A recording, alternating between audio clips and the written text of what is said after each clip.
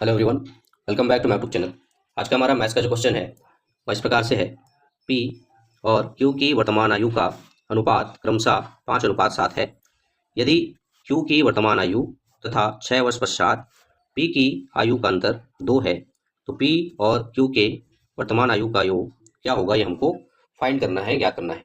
Okay, question के लिए जो ऑप्शन है वह इस प्रकार से है। ऑप्शन ए 40 वर्ष, बी 44 वर्ष, सी 48 वर्ष और डी 52 वर्ष। तो चलिए इस प्रकार के क्वेश्चन को कैसे सॉल्व किया जाता है उसको सीखते हैं और समझते हैं। सर्वप्रथम हम क्या करेंगे, क्वेश्चन में जो भी चीज़ें दी हुई है उसको नोट डाउन कर लेंगे।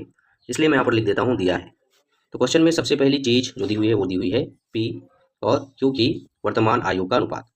इसको हम कैसे लिखेंगे, इसको हम लिखेंगे पी व क्यू की वर्तमान आयु का अनुपात। ये बराबर कितना दिया हुआ है, तो ये दिया हुआ है 5:7। ओके, क्वेश्चन में जो अगली चीज दी हुई है वो दिया हुआ है क्यू की वर्तमान आयु और 6 वर्ष पश्चात पी की आयु का अंतर 2 है। ठीक है, ये दिया हुआ है।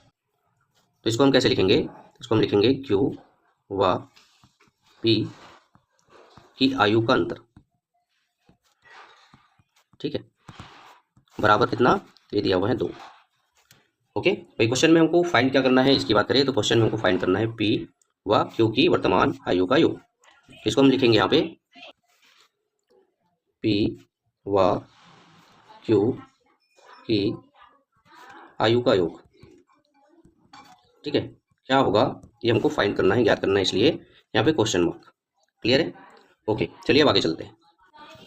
तो देखिए आगे हम क्या करेंगे, तो मानेंगे। ठीक है, तो क्या मानेंगे, तो चूंकि हमको क्वेश्चन में पी और क्यू की आयु का योग निकालना है इसलिए हम मानेंगे कि माना कि पी व क्यू की आयु 5x व 7x है, ये हम मान लेते हैं। ठीक है, तब 6 वर्ष पश्चात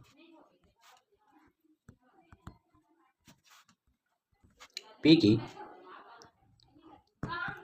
आयु बराबर क्या हो जाएगा, तो आयु बराबर ये हो जाएगा 5x धन 6। ठीक है, क्योंकि हमने क्वेश्चन में माना कि पी की जो वर्तमान आयु है वो 5x है, तो 6 वर्ष पश्चात क्या हो जाएगा, ये 5x धन 6 हो जाएगा। ठीक है, 5x में जब हम 6 जोड़ देंगे तो 6 वर्ष की आयु इसकी निकल कर सामने आ जाएगी। ठीक है, ओके, चलिए आगे चलते हैं। अब आगे हम क्या करेंगे, यहाँ पे हम लोग अब लिखेंगे तब प्रश्नानुसार।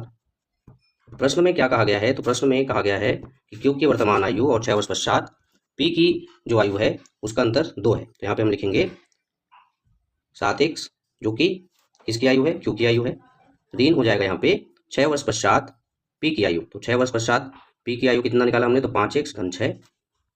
ठीक है, कोष्टक बंद, बराबर में इनका जो अंतर कितना है, 2 है। ओके, अब देखिए आगे हम क्या करेंगे, ये जो ऋण है, ठीक है, इसका गुना जो है 5x और 6x के साथ होगा जब हम कोष्टक को हटाएंगे। ठीक है, कोष्टक हटाने पर जो भी बाहर में चिन्ह होता है उसका गुना अंदर में जो भी वैल्यूज रहता है, जो भी मान दिया रहता है, उससे हो जाता है। ठीक है, तो जब कोष्टक हटाएंगे तो ये मान हो जाएगा 7x। कोष्टक हटाने पर इस ऋण का गुना जो है 5 के साथ में होगा, तो ये हो जाएगा ऋण 5x हो जाएगा। वैसे ही यहाँ पे धन के साथ में होगा ऋण का गुना, तो ऋण और धन का गुना जब होता है तो मान क्या आता है, तो ऋण आता है, इसलिए ऋण क्या हो जाएगा, 6 हो जाएगा, और बराबर में इधर क्या दिया हुआ है, 2। ओके, अब आगे जब इसको सॉल्व करेंगे, ठीक है, तो ये जो संख्या वाला मान है ऋण 6 है, इसका हम क्या करेंगे, पक्षांतर करेंगे हमारे राइट हैंड साइड पे या 2 के साइड पे। तो चलिए पक्षांतर कर देते हैं। तो यहाँ पे हो जाएगा 7x ऋण 5x है, बराबर ये हो जाएगा 2 धन 6 हो जाएगा।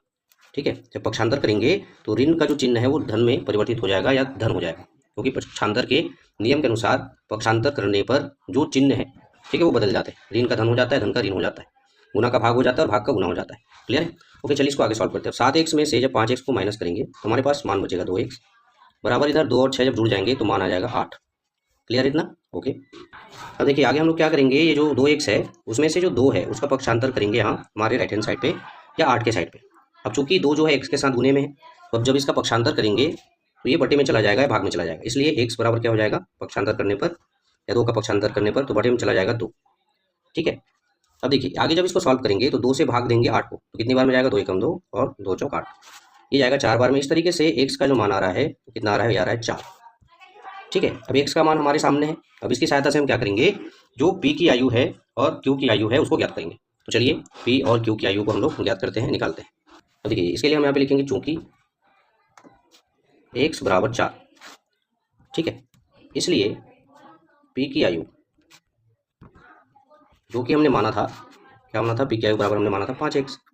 अब इस x की जगह पे हम क्या करेंगे, x का मान रख देंगे। x का मान हमने कितना निकाला, 4, तो 5 गुने में 4 हो जाएगा, और 5 और 4 का जब गुना होगा तो 5 चौक 20, और 20 क्या आया, तो आया p की आयु कितना है, तो ये है हमारा 20 वर्ष। ठीक है, ये आ गया हमारा p की आयु 20 वर्ष है। ठीक है, इसी तरीके से अब हम q की आयु की गणना करेंगे। तो चलिए q की आयु निकालते हैं।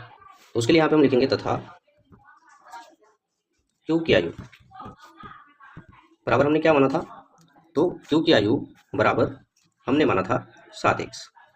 ठीक है, x का मान रखने पर ये क्या हो जाएगा, 7 गुने में 4 हो जाएगा। ठीक है, और 7 और 4 का जब गुना करेंगे तो मान कितना आएगा, 7 चौक 28। इस तरीके से जो q की आयु है, या q की आयु का जो मान है वो आ रहा है हमारा 28 वर्ष। ठीक है, ये जो p और q की आयु जो यहाँ पर निकल कर आ रही है ना, ये इनकी वर्तमान आयु है। q की वर्तमान आयु 28 वर्ष, वैसे ही p की जो वर्तमान आयु है वो कितना आया, तो आया 20 वर्ष। ठीक है, अब हमको क्या करना है, इन दोनों की आयु का योग करना है, क्योंकि क्वेश्चन में हमको क्या पूछा गया है, p और q की आयु का योग क्या होगा, कितना आएगा, ये पूछा गया है। ठीक है, तो चलिए हम लोग योग कर देते हैं। तो यहाँ पे मैं लिख देखता हूँ q, जिसकी आयु कितनी निकल कर आई, तो ये आया 28 वर्ष। ठीक है, इन दोनों का जब योग करेंगे, इन दोनों को जब जोड़ेंगे तो मान क्या आएगा, तो मान आएगा 48 वर्ष। ठीक है, और यही हमारे इस क्वेश्चन का आंसर भी होगा, क्योंकि हमको क्वेश्चन में क्या पूछा गया है, हमें p और q की आयु का योग निकालना था, उनका योग ज्ञात करना था, जो कि आया 48 वर्ष। ठीक है, अब चलिए बारी आती है ऑप्शंस की तरफ चलने की। ऑप्शंस की तरफ चलते हैं और देखते हैं कौन से वाले ऑप्शन में 48 वर्ष दिया हुआ है। ओके, जब हम ऑप्शंस की तरफ आते हैं तो हम देखते हैं हमारे ऑप्शन नंबर सी में 48 वर्ष दिया हुआ है, यानी कि इस क्वेश्चन का जो राइट आंसर होगा वो होगा 48 वर्ष। ठीक है, p और q की वर्तमान आयु का अनुपात क्रमशः 5:7 है।